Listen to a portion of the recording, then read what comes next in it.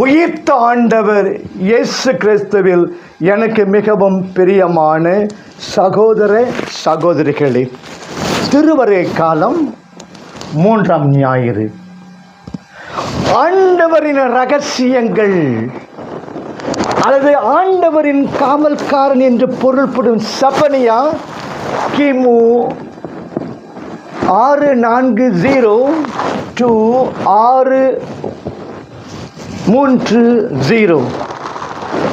இறைவாக்கினர் புதிய ஏற்பாட்டில் ஒரே ஒரு முறை மேற்கோளாக காட்டப்படுகிறார்.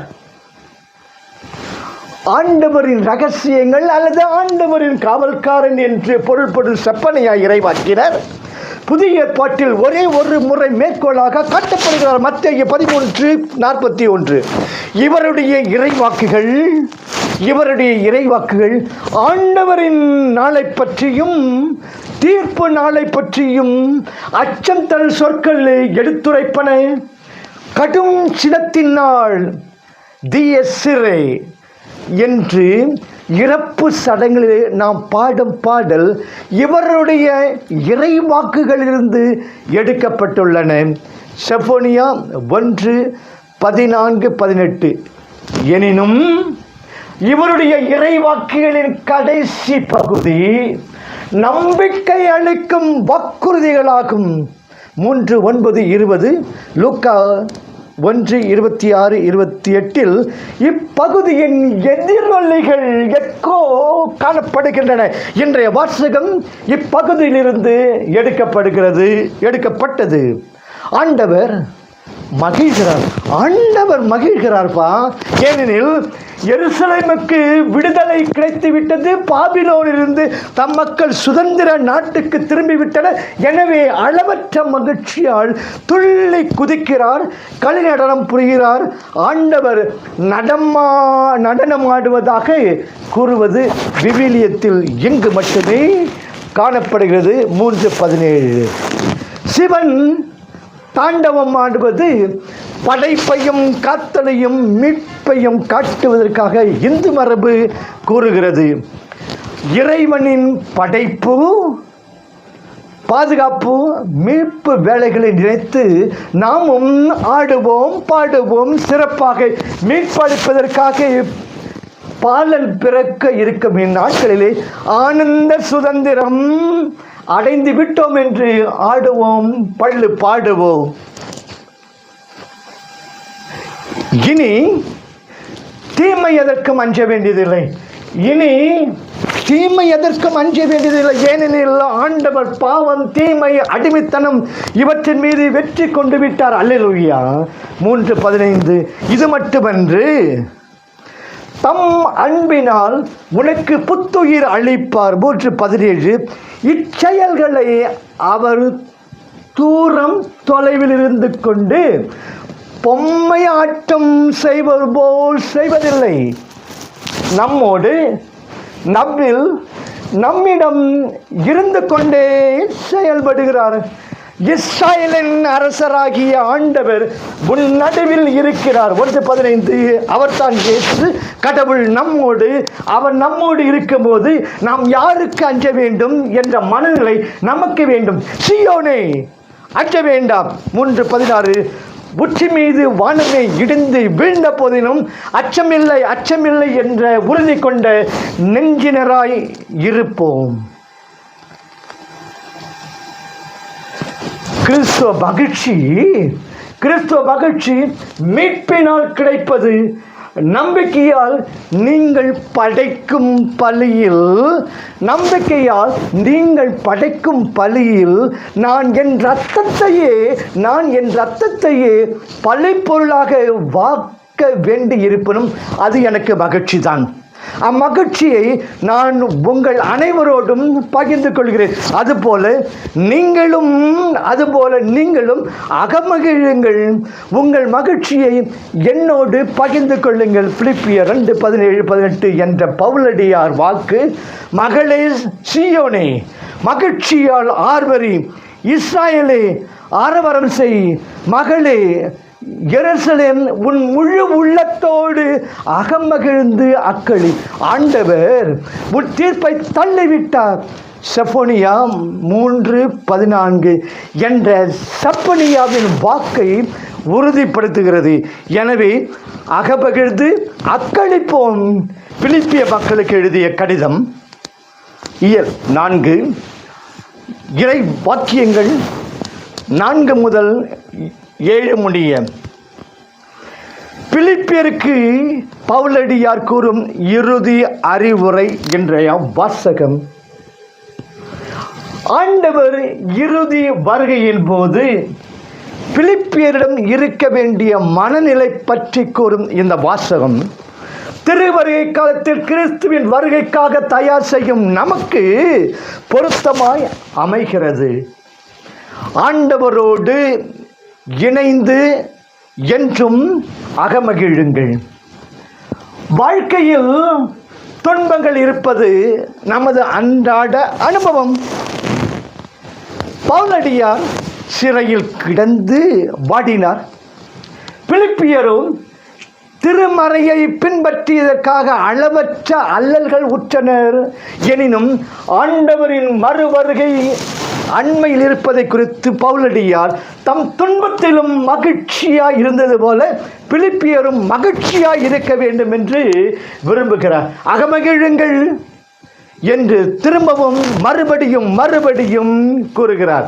இம்மகிழ்ச்சி உலக பொருட்களின் மேல் கொண்ட மகிழ்ச்சி என்று, இந்த மகிழ்ச்சி உலக பொருட்களின் மேல் கொண்ட மகிழ்ச்சி என்று ஆண்டவர் வருகையை நினைத்து மனதில் கொள்ளும் மகிழ்ச்சி. இத்தகைய மகிழ்ச்சி தூய ஆவியாரின் கொடையாகும். தூய ஆவியாரின் கொடையாகும். கலாத்தியர் 5:22.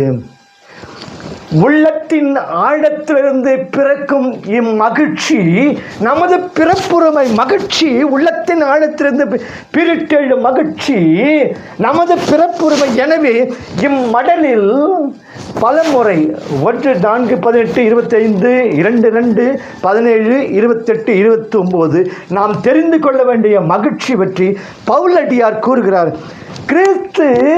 கிறிஸ்து நம் உள்ளங்களில் பிறந்து நமக்கு அருள் வாழ்வு மகிழ்ச்சியை தருவாராக. கிறிஸ்து நம் உள்ளங்களில் பிறந்து நமக்கு அருள் வாழ்வு மகிழ்ச்சியை தருவாராக.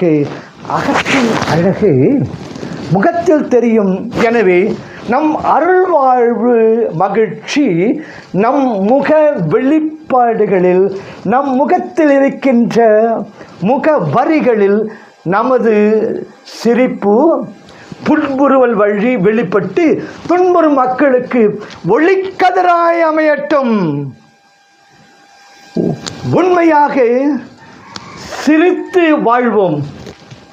பிற சிரித்திட நம் வாழ்வு அமைய வேண்டாம். நம் சிறப்பு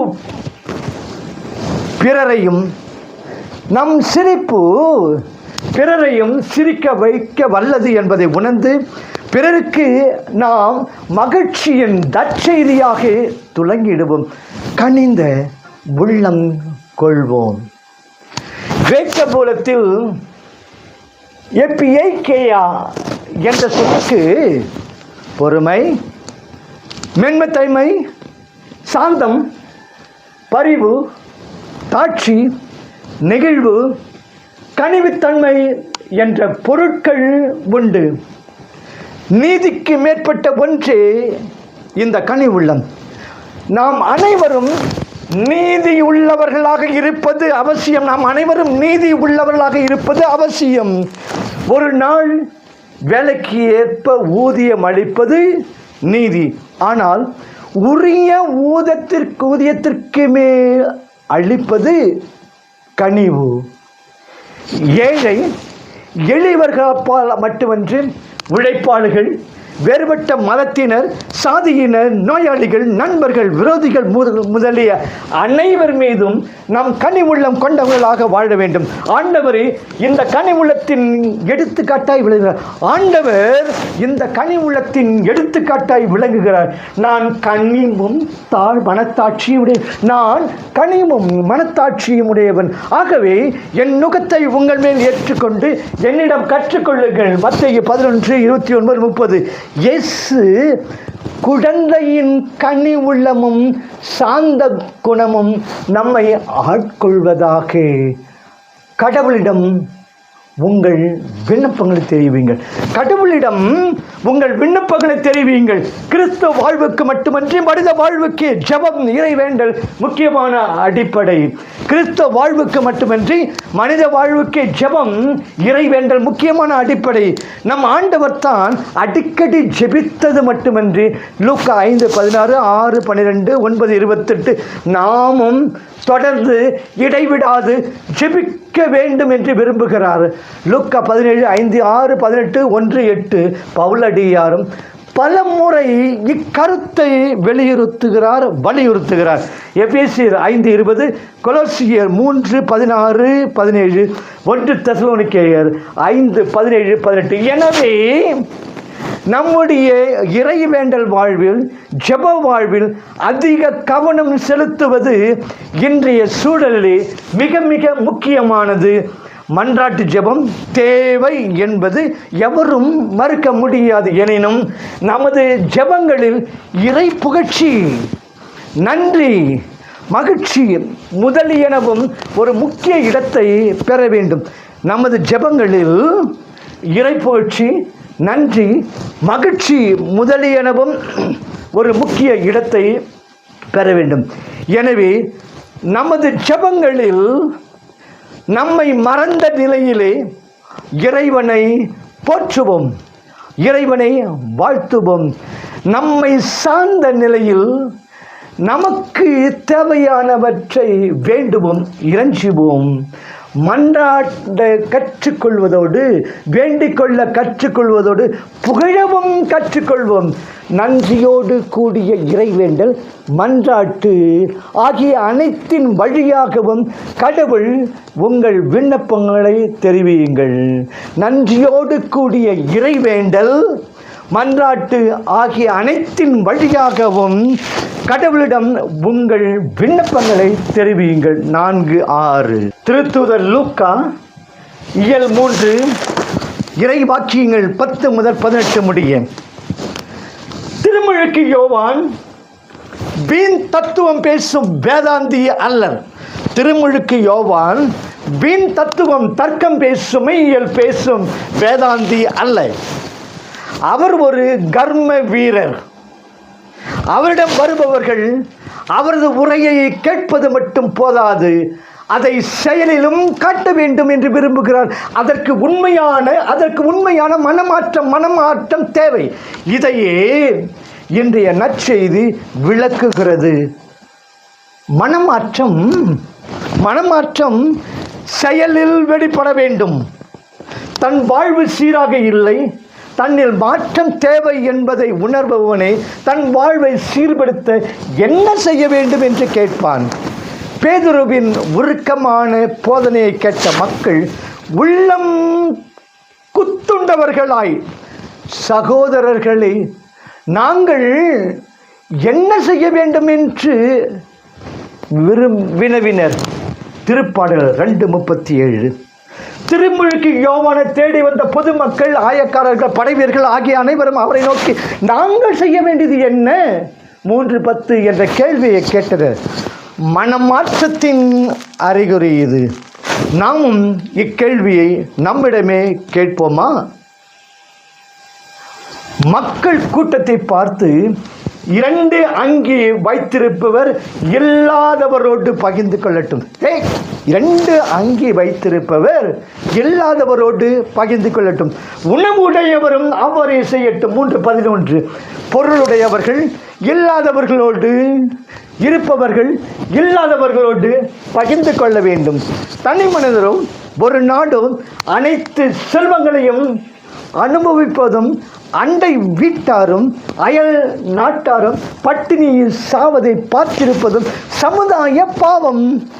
மீண்டும் ஒரு தனி மனிதரோ ஒரு நாடோ அனைத்து செல்வங்களையும் அனுபவிப்பதும் அண்டை வீட்டாரும் அயல் நாட்டாரும் பட்டினியில் சாவதை பார்த்திருப்பதும் சமுதாய பாவம். அன்பு செயலில் காட்டப்பட வேண்டும். போதிய உடையே அன்றாட உணவோ இல்லாத சகோதரி யாரேனும் இருந்தால் உங்களுள் ஒருவர் அவர் உடலுக்கு தேவையானவை அனைத்தையும் எவற்றையும் கொடாமல் அவர்களை பார்த்து நலமே சென்று வாருங்கள், குளிர் காய்ந்து கொள்ளுங்கள், பசியாற்றிக் கொள்ளுங்கள் என்பார் என்றால் அதனால் என்ன பயன் என்று கேட்கிறார் புனித யாக்கோபு 2:16. தீயென ஒழித்தல் வேண்டும், தீயென அழிதல் வேண்டும். வரி வசூல் செய்த ஆயக்காரர்கள் படைவீர்கள் முதலியோர் செய்து வரும் வேலையை விட்டுவிட தேவையில்லை. ஆனால் கொள்ளையடிக்கும் குறிக்கோளுடன் அதை செய்வது பாவம். கொள்ளையடிக்கும் குறிக்கோளுடன் அதை செய்வது பாவம். எனவே உங்களுக்கு குறிக்கப்பட்ட தொகைக்கு மேல் கேட்க வேண்டாம் என்று வரி தண்டுவோருக்கும் ஒருவரையும் பயமுறுத்தி பணம் பறிக்க வேண்டாம் என்று படை வீரர்களுக்கும் அறிவுரை வழங்குகிறார் யோவான். பதுக்கல், ஊழல், அநீதி, அநியாய வெட்டி, கந்து வெட்டி போன்ற பல்வேறு பாவங்களில் ஈடுபட்டுள்ள மக்கள் விண்ணரசில் இடம் பெற வேண்டுமானால் அவர்களின் சிந்தனையில் மாற்றம் தேவை. அவர்களின் சிந்தனையில் மாற்றம் தேவை. அது செயலாக மலர வேண்டும். வரி தண்டுவோர் படை வீரர்கள் மீட்பு பெற முடியாது என்பது யூதர்களின் கருத்து. யோவானோ பழைய பாவ வாழ்வை விட்டு பழைய பாவ இயல்பை விட்டு மனமாறி எவரும் மீட்பு பெற முடியும் என்கிறார். நமக்கும் வெகு நம்பிக்கை தரும் படிப்பினை என்று தீர்ப்பு நாள் வந்துவிட்டது. அன்புக்குரியவர்களே, தீர்ப்பு நாள் வந்துவிட்டது. உலகின் இறுதி காலத்தில் இறைவன் அனைவரையும் தீர்ப்பிட வரும் நாளை ஆண்டவரின் நாள் என்று யூதர்கள் அழைத்தனர். மெஸ்ஸியா தோன்றும் நாளும் புற இனத்தாருக்கு தீர்ப்பிடும் நாளாகவே இருக்கும் என்று யூதர்கள் நம்பினர். ஆனால் அவர் வரும் நாளை தாங்க வல்லவர் எவர்? அவர் தோன்றும் போது அவர் முன் நிற்கக்கூடியவர் யார்? ஏனெனில் அவர் புடமிடும் நெருப்பு போலவும் வண்ணாரின் காரம் போலவும் இருப்பார். மலாக்கியா 3:2. இதோ அந்த நாள் சூளை போல் எரிந்து கொண்டிருக்கும். இதோ அந்த நாள் சூளை போல எரிந்து கொண்டு வரும். அப்போது ஆணவம் கொண்டவர் கொடியவர் அனைவரும் அதில் போடப்பட்டு வைக்கோலாவார். மலாக்கியா 4:1 என்று இறுதி தீர்ப்பு நாள் பாணியில் யோவான் போதித்தார். இயேசுவுடன் இணையாதவர், அவரை அறிந்தும் பின்பற்றாதவர் தீர்ப்புக்குள்ளாவார். இறைவனுக்கு முன்பாக ஒரு சிலர் கோதுமை மணிகள், இறைவனுக்கு முன்பாக ஒரு சிலர் கோதுமை மணிகள், வேறு சிலர் வெறும் பதர்கள். நாம் அவரது நித்திய வீட்டில் உள்ள களஞ்சியத்தில் சேகரிக்கப்படும் கோதுமை மணியாக மாற வேண்டும். இப்படி மாற நம்மையே தகுதியுடையவர்களாக ஆக்கிக் கொள்ளும் காலமே திருவருகை காலம். ஆண்டவர் இயேசு இன்றைய நாளில் நமக்கு மிகுதியான அருள் வளங்களை பொழிவாராக. ஆமென்.